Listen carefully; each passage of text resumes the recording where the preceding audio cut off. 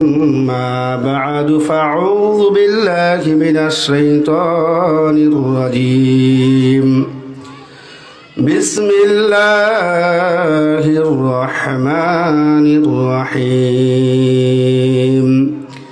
يا أيها الذين آمنوا صلوا عليه وسلموا تسليما সবাই দরুদ শরীফ আল্লাহুম্মা সাল্লি আলা সাইয়্যিদিনা ওয়া নাবিয়িনা ওয়া শাফিঈনা ওয়া হাবিবিনা ওয়া মাওলানা মুহাম্মদ সাল্লাল্লাহু আলাইহি ওয়া আলা আলিহি ওয়া আসহাবিহি ওয়া বারাকা ওয়া সাল্লাম আল্লাহুম্মা সাল্লি আলা সাইয়্যিদিনা ওয়া নাবিয়িনা ওয়া শাফিঈনা وحبيبنا ومولانا محمد صلى الله عليه وعلى آله وأصحابه وبارك وسلم اللهم صل على سيدنا ونبينا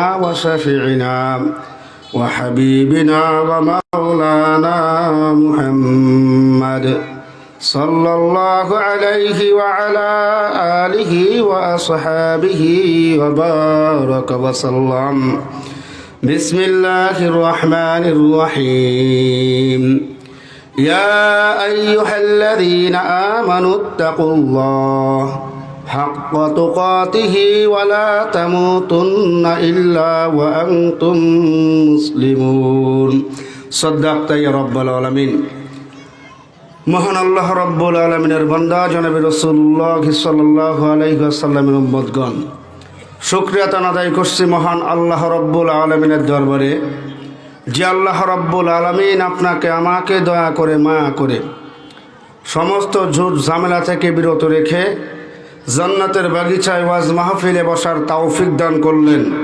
এই জন্য শুকরিয়া আদায় করছি আলহামদুলিল্লাহ। সবাই একটু জবান করে শুকরিয়া আদায় করেন, বলিন আলহামদুলিল্লাহ। আল্লাহ রাব্বুল আলামিন বলেন লা ইন শাকারতুম লা আযিদান্নাকুম ওয়া লা ইন কাফারতুম ইন্না আযাবি লাশাদীদ। যে বান্দা নেয়ামত পাওয়ার পরে নেয়ামতের শুকরিয়া আদায় করে আমার আল্লাহ বলেন ওই বান্দার প্রতি আমার নেয়ামতকে বাড়ায় দেই। জোরে বলি সুবহানাল্লাহ। আর যে বান্দা নেয়ামত পাওয়ার পরেও নেয়ামতের শুকরিয়া আদায় করে না, আল্লাহ রাব্বুল আলামিন বলেন ওই বান্দার প্রতি আমার নেয়ামত তো বাড়ায় দেবই না, বরং তার থেকে দুনিয়ার মধ্যে থেকে নেয়ামত ছিনিয়ে নেব এবং তার জন্য কঠিন আযাবের ব্যবস্থা করে রাখছি। বলি নাউযু বিল্লাহ। যেহেতু আল্লাহ রাব্বুল আলামিন আমাকে বাজারে রাখলেও রাখতে পারতেন, আমাকে দোকানপাটের আড্ডায় রাখলেও রাখতে পারতেন, এই সময় পুতুল নাচ হচ্ছে পুতুল নাচের আড্ডাও রাখলেও রাখতে পারতেন, কিন্তু আমার আল্লাহ দয়া করে মায়া করে এমন এক জায়গায় বসার তৌফিক দিয়েছেন যেখানে বসার পরে কথার কথা যদি ধরেও নেই একটা নেকিও হবে না, কিন্তু এতটুকু গ্যারান্টি কমপক্ষে এখানে বসে থাকলে গুনাহ থেকে মুক্ত থাকা যাবে। কথা বলেন ঠিক কিনা?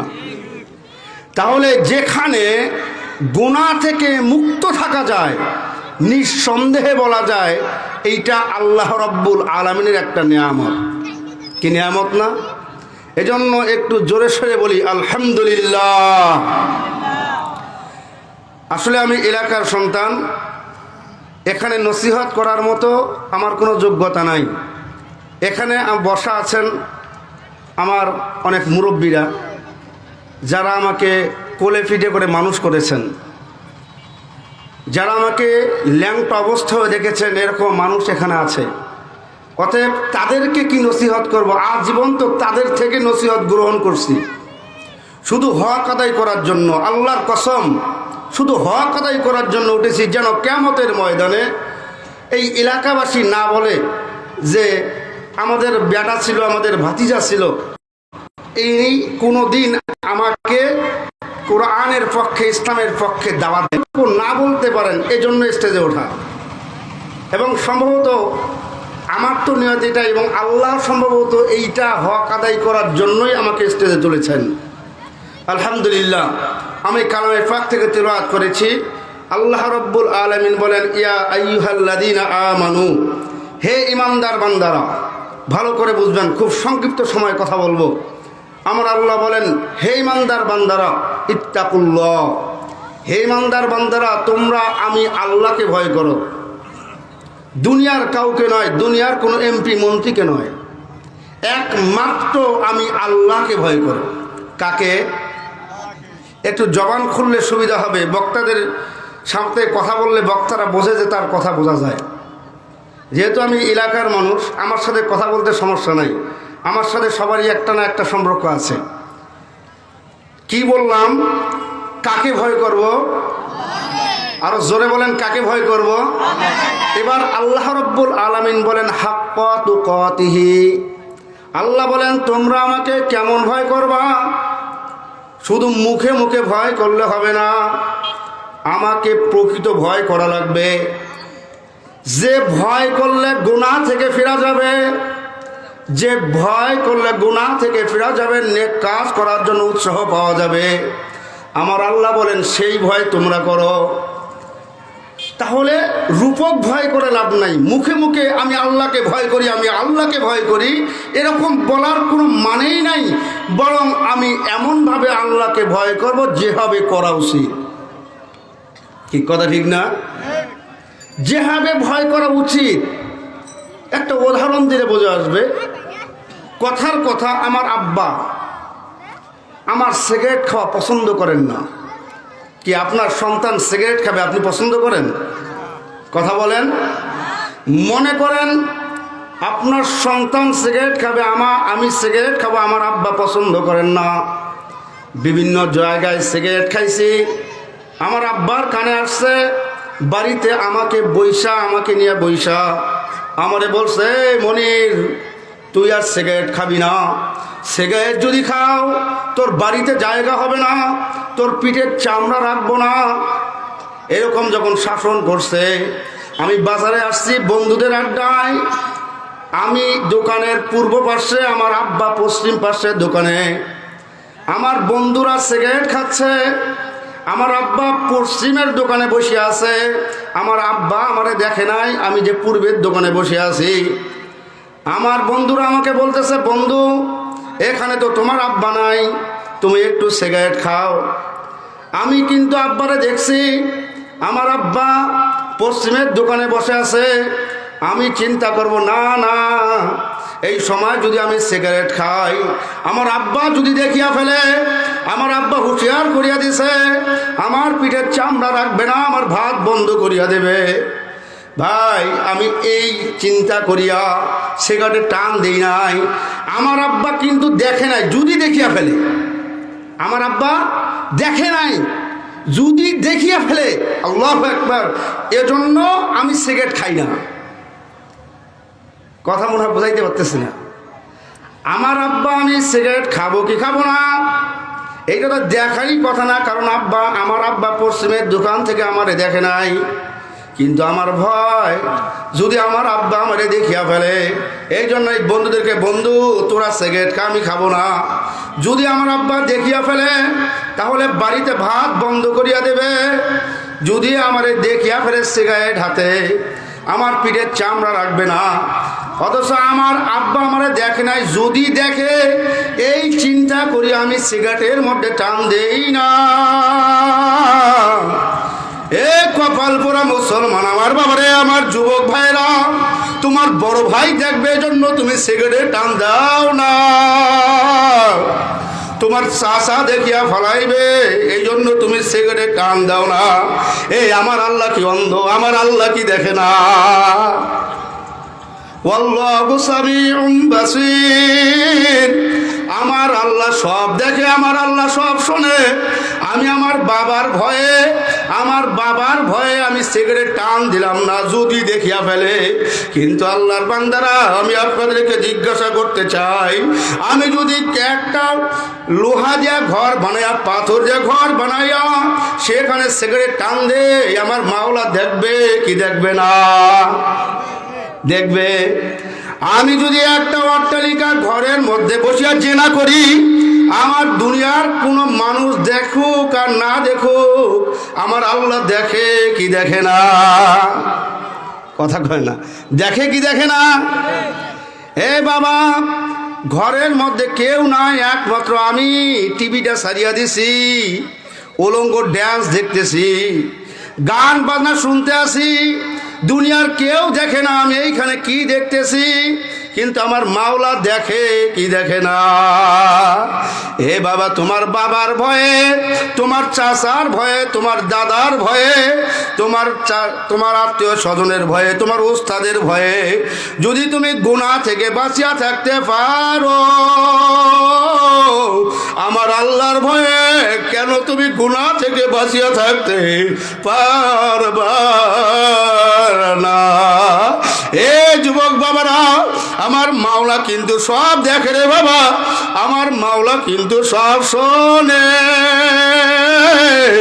এমন করিয়া ভয় করো, আমি সিগারেট টান দেওয়ার সঙ্গে সঙ্গে আমার মাওলা দেখিয়া ভালাইবে। যদি এই ভয়টা আমার মাওলায় দেখতে আসে, আমার মাওলায় সব কিছু দেখে, এইটা যদি নিজের অন্তরের মধ্যে বসা বাজান রাখতে পারো, আমার মনে হয় কোনো যুবক, কোনো বয়স্ক মুরব্বী আমার বাবারা কোনোদিন গুনার কাছেও যাইতে পারে না। কি পারে নাকি? যদি কোনো আল্লাহর বান্দা মনে করে আমি আজকে মিথ্যা কথা বলতে আসি, আমার আল্লাহ দেখতে আছে, আমার আল্লাহ শুনতে আছে, তাহলে কেউ মিথ্যা কথা বলবে? তাহলে বোঝা গেল আমি মিথ্যা কথা বলি, আমার আল্লাহ বুঝি দেখে না? আমার আল্লাহ ঠিকই দেখে, আমার আল্লাহ ঠিকই শোনে। এই জন্য আল্লাহ ডাক দেয়া বলছে, ইত্তাকুল্লাহ হাক্কা তুকাতিহি। এ মুসলমান যুবক বাবারে, বয়স্ক মুরব্বী বাবারা, এ পর্দার আড়ালে আমার মায়েরা, ভালো করে বুঝবেন, ভালো করে বুঝিয়া শুনিয়া তারপরে কবরে যায়েন। কারণ একবার চক্ষু যদি বন্ধ হয়, ওই কবরে গিয়া বোঝার কিন্তু বাবা নাই। এজন্য আমার আল্লাহ বলে, প্রকৃত ভয় করো, এই হাক্কা তুকাতিহি, প্রকৃত ভয় করা যেইভাবে ভয় করা উচিত। নায়েবে আমিরুল মুজাহিদিন শায়খে চরমনাই বলেন, ইত্তাকুল্লাহ হাক্কা তুকাতিহি, প্রকৃত ভয় কাকে বলে? যে ভয়ের কারণে মানুষ গুনাহ থেকে ফিরিয়া থাকে এবং নেক কাজের দিকে উদ্বুদ্ধ হয়, উৎসাহিত হয়। গুনাহ থেকে ফিরিয়া যে জিনিসটা আমাকে ফেরাবে, যে জিনিসটা নেক কাজ করার জন্য আগ্রহ জন্মাবে, ওটাই হলো তাকওয়া। আমার আল্লাহ এই জন্য বলে হাক্কা তুকাতিহি। এই সমস্ত ইমানদার বান্দারা আল্লাহকে আল্লাহ বলিয়া স্বীকার করে, নবীকে নবী বলিয়া স্বীকার করে। যে মানুষটা নাকি নামাজ পড়ে না, যে মানুষটা রোজা করে না, যে মানুষটা পর্দা পুশিতা কিচ্ছু করে না, সারা জীবন টিভির মধ্যে অশ্লীল ল্যাংটা সিনেমা দেখিয়া কাটাইছে, ওই ব্যক্তিও যদি শোনে আমার নবীকে অমুকে গালি দিছে, আমার নবীকে অমুকে কটূক্তি করছে, ও নিজে নামাজ পড়ুক আর না পড়ুক, বাজার যে নবীকে গালি দিছে তার কলিজার টান দিয়া সিয়া ফেলাইবে। কথা ঠিক কিনা? কিন্তু এই ব্যক্তি নামাজ পড়ে না। এজন্য আমার আল্লাহ ডাক দিয়ে বলে, ইয়া আইয়ুহাল্লাযীনা আমানু, ও ইমানদার বান্দারা, তোমরা ইমান আনছো ঠিকই, তোমরা আমি আল্লাহকে আল্লাহ বলিয়া স্বীকার করছো ঠিকই, তোমরা আমি আমার নবীকে, আমার হাবিবকে নবী বলিয়া মানিয়া নিয়েছো ঠিকই, আমি নবীর উপরে যে কিতাব নাজিল করছি সেই কিতাবকেও সত্য বলিয়া মানিয়া নিয়েছো ঠিকই, কিন্তু এখন পর্যন্ত আমাকে প্রকৃত ভয় করতে পারো নাই। এই জন্য আমার আল্লাহ বলেন হাক্কা তুকাতিহি, প্রকৃত ভয় করো। আবার আল্লাহ বলেন ওয়ালা তামুতুন্না, খবরদার মরিও না। আল্লাহ আমাদেরকে মরতে নিষেধ করে, আমরা কি মরা ছাড়া বাঁচিয়া থাকতে পারবো? কথা কয় না? আমার না মরিয়া কে বাঁচিয়ে থাকতে পারবো? কেউ বাঁচিয়ে থাকতে পারবো? এই যে আমাদের একে মাহমুদুর রহমান রোজেন এলাকার মানুষ, বিশেষ করে ৯ নম্বর ওয়ার্ডের মানুষ তার জন্য মনে হয় পাগল ছিল। কথা ঠিক কিনা? এত যার জনসমর্থন, তাকে আমরা আটকাইতে পারছি? তাকেও কিন্তু আমরা আটকাইতে পারি নাই। তিনিও দুনিয়া থেকে বিদায় নিয়ে চলিয়ে গেছে। যদি জনসমর্থন দিয়া মানুষকে আটকানো যাইত, তাহলে রোজেন চেয়ারম্যান আর মরিয়া যাইত না। কথা কয় না? যদি ক্ষমতা দিয়া মানুষকে মৃত্যুর হাত থেকে আটকানো যাইতো, রোজেন চেয়ারম্যানকে আমরা মরতে দিতামই না। কথা ঠিক কিনা? কারণ তার বিরুদ্ধে যখন মামলা হয়েছে, আপামর জনতা মানববন্ধন করছে। কথা কয় না? কি মানববন্ধন করেননি আপনারা? তাহলে তার ক্ষমতা ছিল, তার জনসমর্থন ছিল। যদি জনসমর্থন নিয়ে মানুষের মৃত্যু ঠেকানো যাইত, রোজেন চেয়ারম্যানকে কবরে যাইতে দিতাম না। বলতাম, এ আজরাইল এখানে দাঁড়া, আমরা তার জনশক্তি আছি, আমরা ওকে নিয়ে যাইতে দেব না। কিন্তু আল্লাহ রাব্বুল আলামিন বললা তামুতুন্না, খবরদার মরিও না। কিন্তু আমরা মৃত্যুর হাত থেকে বাঁচতে পারবো না। আল্লাহ কেন বললেন লা তামুতুন্না, খবরদার মরিও না? আল্লাহ বলেন ইল্লা ওয়া আনতুম মুসলিমুন, ও মুসলমান ইমানদার বান্দারা, তোমরা পরিপূর্ণ মুসলমান না হইয়া মরিও না। আমার আল্লাহর বাজান কোন ঠেকায় পড়ছে? আমার আল্লাহ আমাদেরকে বারবার বলে ইল্লা ওয়া আনতুম মুসলিমুন, মুসলমান না হইয়া মরিও না। আমার আল্লাহ ঠেকা আসলে উপরে নাই, কিন্তু আমার আল্লাহ আমাদেরকে বড় মহাব্বত করে। আমার আল্লাহ বলেন ওয়াল্লাযীনা আমানু আশাদ্দু হুব্বাল লিল্লাহ, আমি ইমানদার বান্দাদেরকে প্রচণ্ড পরিমাণে মহাব্বত করি, খুব বেশি পরিমাণে মহাব্বত করি। এর জন্য তাদেরকে লাজ নিয়ামত ভোগ করাইতেছি। এত কিছু দান করছি, এত নিয়ামত দান করছি। এ বান্দা তুই চতুর্দিকে তাকা দেখো, এ বান্দা তুই চতুর্দিকে তাকা দেখবো, দেখো ফাবি আইয়ি আলাই রাব্বিকুমা তুকাজ্জিবান। এ বান্দা তুমি আমার কোন নিয়ামতকে অস্বীকার করবা? এ বান্দা তুমি আমার কোন নিয়ামতকে অস্বীকার করবা? তোমাকে আমি হাত দিয়েছি, অনেক মানুষকে কিন্তু হাত দেই নাই। তুমি এই নিয়ামতকে অস্বীকার করতে পারবা না? বান্দা না, তুমি এই নিয়ামতকে অস্বীকার করতে পারবা না। তোমাকে আমি চোখ দিয়েছি, এই চোখটা যদি পিছনে দিতাম, তুমি হাতের জিনিস নিতা, খানা নিতা ঠিকই, পিছনের দিকে হাত ঘুরাইয়া তারপরে দেখতা আসলে এইটা কি, তারপরে খাওয়া লাগতো। কিন্তু বান্দা আমি কত বড় দয়ার আল্লাহ, তোমার পিছনে চোখ দেয় নাই। যে জায়গায় চোখ দেওয়ার কথা, যেই জায়গায় দিলে ভালো লাগবে বান্দা, সেই জায়গায় তোমার চোখ দিছি। তোমার নাকটা যদি পিছনে দিতাম, চোখ দেওয়ার দেখটা এটা খানা, কিন্তু এইটার ঘেরান কিরকম, ঘেরান শুকার জন্য পিছনে নিয়ে যাওয়া লাগতো। কিন্তু বান্দা তোমার নাক আমি পিছনে দেই নাই, তোমার নাকটা আমি সামনে দিছি, যেন তুমি দেখিয়া ঘিরান শুকিয়া তারপরে খাবার গ্রহণ করতে পারো।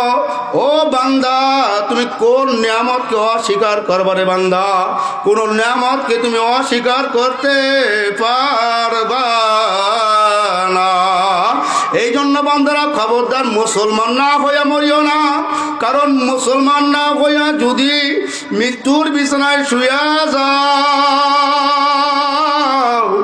বাবা আমার হাবিব, আল্লাহর হাবিব মুহাম্মদুর রাসূলুল্লাহ সাল্লাল্লাহু আলাইহি ওয়াসাল্লাম বলেন ওয়া জাআত সাকরাতুল মাউতি বিল হক, মৃত্যুর সময় আযাব হবে। বান্দা, যারা মৃত্যুর মুখে পড়িয়া যায়, যাদের মৃত্যুর সময় ঘনিয়ে আসে, তারা বোঝে, ওই নাফরমানরা বোঝে মৃত্যুর কি যন্ত্রণা রে বাবা। ওই নাফরমানের সামনে যখন আজরাইল মালাকুল মাউত চলে আসবে, আল্লাহু আকবার, ওই মালাকুল মাউত যখন বাবা চলে আসবে, ওই যদি মুমিন বান্দা হয়ে থাকে, মুমিন বান্দা দেখবে সুন্দর সুশ্রী বালকের স্রোতে আসছে, আজরাইলকে দেখে তার কোনো ভয় আসবে না। কিন্তু যদি এই নাফরমান বান্দা হইয়া থাকে, যদি পরিপূর্ণ মুসলমান বান্দা না হইয়া থাকে, তাহলে ওই নাফরমান বান্দা মালাকুল মাউত আজরাইলকে দেখবে, তার আসমানে মাথা জমিনে পা, এক হাত মাসে আর এক হাত মাগরেবে, চোখগুলো যেন চোখ না, ওই চোখগুলোর দিকে তাকালে দেখা যায় নীল রঙের বিরাট বিরাট পুকুরের মতো দেখা যায়। তার শরীরের লোমগুলো দিয়ে আগুন যেই যেই করে আসা শুরু করবে, ওই সময় ওই নাফরমান ছাড়া অন্য কোনো মানুষ দেখতে পারে না। এ বাদান ভালো করিয়া খেয়াল করবেন, যে ব্যক্তি নামাজ পড়ে নাই, যে ব্যক্তি রোজা রাখে নাই, আমরা যারা দেখলেই বুঝি সে নাফরমান। ওই নাফরমানের দিকে তাকাবেন, মৃত্যুর পূর্বে মৃত্যুর আগে আগে চোখগুলো উল্টা ফলায় ভয়ানক আকৃতি ধারণ করে। বাবা আমরা দেখি না, উনি একা একা ওই রকম করে না।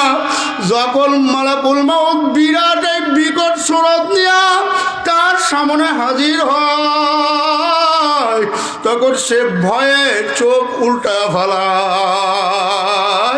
বাবারে ওই সময় অনেকে পানি পানি বলিয়া চিৎকার করে। এক গ্লাস পানি দেবে, আবার আর এক গ্লাস পানি চায়, আর এক গ্লাস পানি দেবে তো এক জগ পানি চায়। আল্লাহু আকবার, আল্লাহু আকবার। আশরাফ আলী থানভী রহমতুল্লাহি আলাইহি বলে, ওই নাফরমানকে তামাম দুনিয়ার যদি পানি আনিয়া দাও, ওই নাফরমানের পিপাসা মিটবে না। কারণ তো মালাকুল মাউত আযাইলকে চেহারা দেখিয়া, ভয়ানক চেহারা দেখিয়া ভয় অস্থির হয়ে গেছে, যা আমরা দেখতে পারি না। আল্লাহু আকবার। শুধু বাবা এখানেই শেষ না, মৃত্যুর আযাব, মৃত্যুর আযাব কত শক্ত আযাব। মুসা আলাইহিস সালাতু ওয়াস সালাম যখন মরিয়া যায়, আল্লাহ মুসা আলাইহিস সালাতু ওয়াস সালামকে জিজ্ঞাসা করে, ও পয়গম্বর মুসা, মৃত্যু তোমার কাছে কেমন মনে হইল? ভালো করিয়া বুঝবেন, ভালো করিয়া বুঝবেন। একজন পয়গম্বর যারা মৃত্যু হয় এমন ভাবে যেন মায়ের করে শুয়া শুয়া দুধ খাইতে খাইতে ঘুমাইয়া গেছে, সেই নবী মুসা আলাইহিস সালাতু ওয়াস সালামকে জিজ্ঞাসা করছে, ও পয়গম্বর মুসা, মৃত্যুকে তুমি কেমন উপভোগ করলা?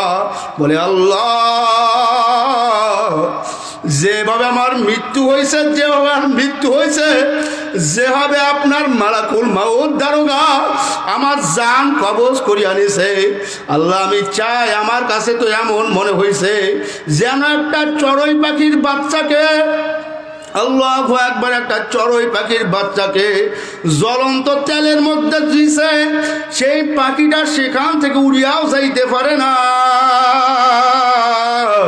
আবার মরতেও পারে না।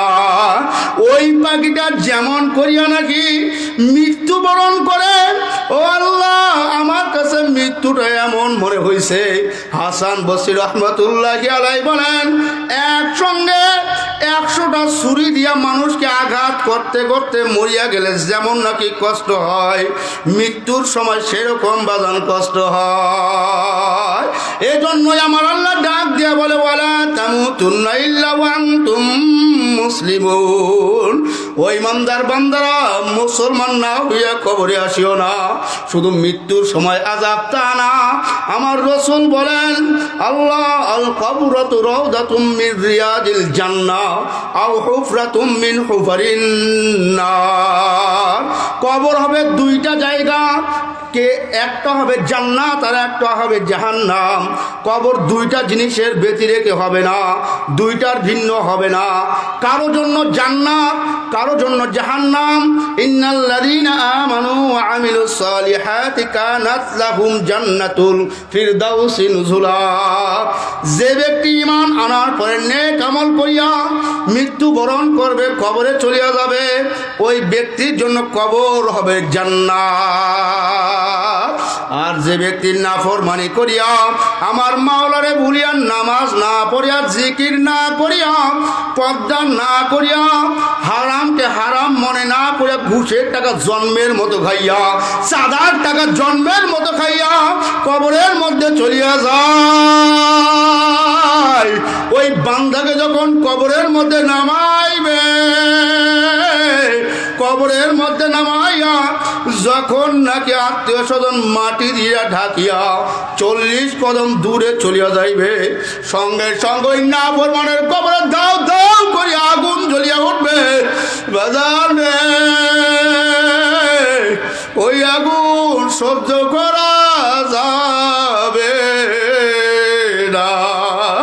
বাজার দুনিয়ার আগুন যদি শরীরের মধ্যে লাগে, দুনিয়ার আগুন যদি শরীরের মধ্যে লাগে, চামড়া আগে পড়ে, তারপরে তেল পরে, তারপরে গোস্ত পরে, তারপরে হাড় পরে। কিন্তু বাবার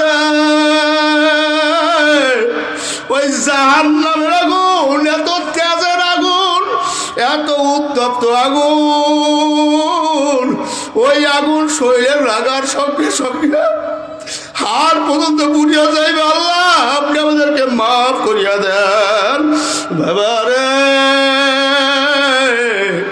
শুধু তাই না, আল্লাহর হাবিব বলেন তিসআতু ওয়া তিসঈনা তিন্নিনা, ওই বেনামাজির কবরের মধ্যে একটা না, দুইটা না বাবার, চারটা না, পাঁচটা না, 99 সাপ কবরের মধ্যে ঢুকিয়া যাবে। ওই সাপের এত বিষ। আল্লাহর হাবিব বলেন, আল্লাহর হাবিব বলেন, আল্লাহর হাবিব বলেন, ওই সাপ যদি একটা কবর থেকে বাহির হইত, কবর থেকে বাহির হইয়া একটা যদি নিঃশ্বাস দুনিয়ার মধ্যে নিত, দুনিয়ার কোনো মানুষ বাঁচতে পারত না বাবা। এইরকম 99টা সাপ কেমন পর্যন্ত বেনামাজিকে সবল মারতে থাকবে বাবারে। আন্দাইজারের বাস্তব একটা ঘটনা রে বাবা, আমি অনেক জায়গায় বলি, অনেক জায়গায় বলার চেষ্টা করি। আমার এক মুজাহিদ ভাই ভুরুঙ্গামারিতে তার দোকান ছিল। আমি একদিন তার দোকানে গেলাম, দোকানে যাওয়ার পরে দেখি সে হাঁপাইতে আছে। আমারে বললাম, মনির ভাই একটু পানি পরিয়া দেন, একটু পানি পরিয়া দেন। আমি মনে করলাম ইয়ার কি করতে আছে। আমি বললাম, ভাই আপনি তো সুস্থ মানুষ, আপনার পানি লাগবে কেন? ও বলতেছে, না মনির ভাই আমি সুস্থ না, আমার চেহারার দিকে তাকায়া দেখেন আমার চেহারা কেমন কাঁপতে আছে। আমি পানি পরিয়া দিলাম, পানি পরিয়া সে পানি খাইলো। খাওয়ার পরে আমারে বলতেছে, মনির ভাই আমারে মাওলা যে জিনিস দেখাইছে, এই জিনিস যদি দুনিয়ার কোনো মানুষ দেখে ঠিক থাকতে পারবে না। এই বললাম, ঘটনা কি বলেন? সে বলতে আছে, আমার দুলা ভাই ঢাকায় থাকতো, নামাজ পড়তো না, ওলামায়ে কিরামকে সহ্যই করতে পাইতো না। আমার দুলা ভাই ঢাকায় মারা গেল, তার লাশটা নিয়ে আসা হইল। মনির ভাই আমি নিজের সাথে থাকিয়া গোসল করাইলাম, দাফন আল্লাহ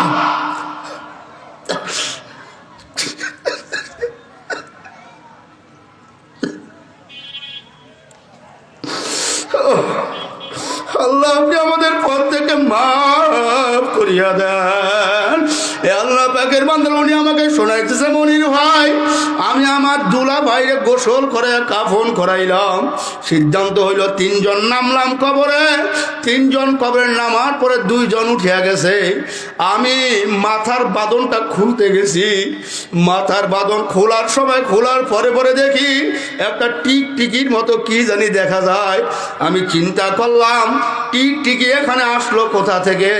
আবার চিন্তা করলাম আসতেও পারে, এখানে তো মাটির জিনিস, এখানে ঢোকাটাও স্বাভাবিক কিছু না। আমি টিকটিকিটারে সরাইতে গেছি, হঠাৎ করে মনির ভাই আল্লাহর কসম, আল্লাহর কসম, আল্লাহর কসম, উনি কসম করিয়া বলতে আছে আমারে, কয় মনির ভাই আল্লাহর কসম করিয়া বলে আমি মিথ্যা কথা বলি না। ওই টিকটিকিটারে দেখলাম হঠাৎ করে আস্তে আস্তে বড় হইতে আছে। টিকটিকি আস্তে আস্তে বড় হইতে হইতে হইতে আবার চোখের সামনে সব বাঁচতে আছে। আমি হঠাৎ করে টিকটিকিটারে দেখি, টিকটিকিটারে একটা বিশাল বড় সাপ হয়ে গেছে। আল্লাহ আপনি আমাদেরকে মাফ করিয়া দেন বাবারে। ওই ব্যক্তি কসম করিয়া যা শোনাইছে, আমিও আপনাদেরকে কসম করিয়া বলিয়া যাই, ওই ব্যক্তির কাছে যা শুনছি আমি আল্লাহর কসম করিয়া বললাম, আমি তাই আপনাদেরকে বলিয়া যাইতে আছি। বাজান রে, উনি আমাকে শোনায়, মনির ভাই এত বড় সাপ, এত কুচকুচে কালো চেহারা, এই সাপ আমি কোনোদিন দুনিয়ায় দেখি নাই। আল্লাহু আকবার, আল্লাহু আকবার। কয় আমি সাপ দেখতে আসি, পিছন থেকে আমাকে অনেকজন ডাকতে আছে, যেইটা পরে আমারে বলছে আমি নাকি শুনি নাই। এখন আমি সাপটার দিকে তাকায় আসি, সাপটা আমার দিকে তাকায় না, আমার দুলা ভাইয়ের গলার মধ্যে ফেসে গেছে।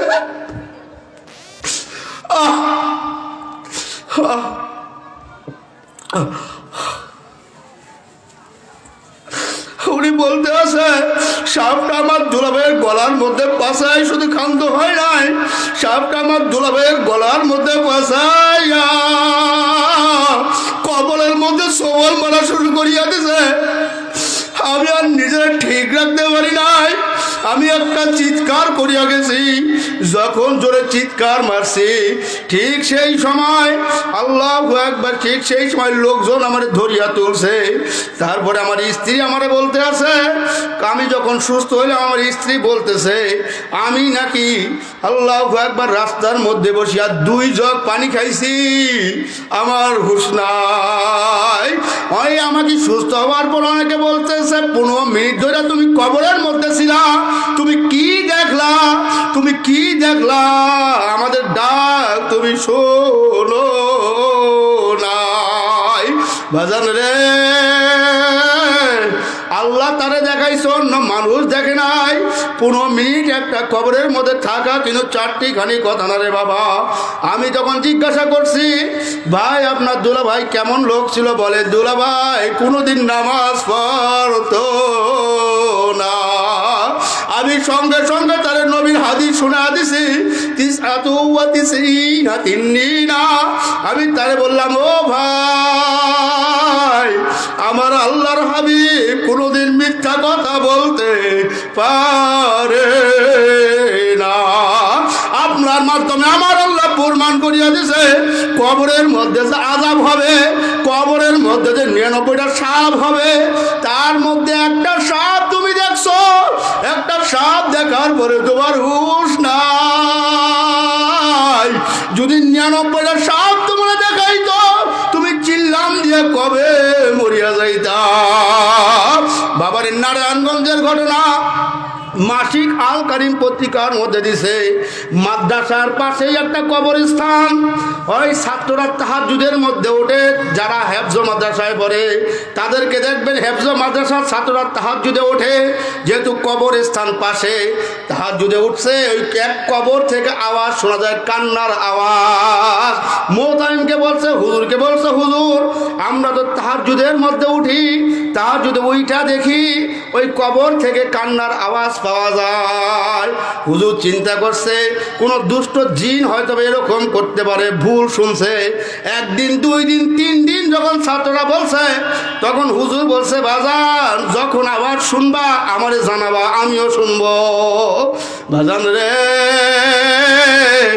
4র্থ দিন যখন ছাত্ররা শুনছে, শোনার পরে হুজুরকে আসিয়া বলছে, হুজুর শোনার পরে এলাকাবাসীকে নিয়ে বসছে, এলাকাবাসীকে নিয়ে বসার পরে এখন শোনে ওইটা এই সদ্য 7 দিন হয়েছে মারা গেছে একটা মেয়ে, একটা যুবতী মেয়ের কবর। এলাকাবাসী ওলামায়ে কিরাম পরামর্শ করিয়া ওই কবর খোঁড়ার সিদ্ধান্ত নিছে। এটা জিকির করি লা ইলাহা ইল্লাল্লাহ।